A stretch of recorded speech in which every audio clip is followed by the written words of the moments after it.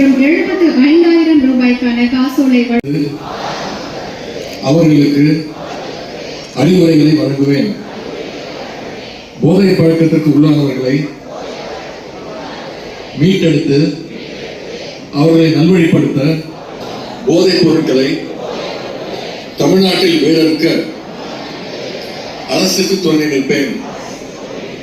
மாநிலத்தின் பங்காற்றுவேன் என்று உளமாற உறுதி கூறுகிறேன். நன்றி.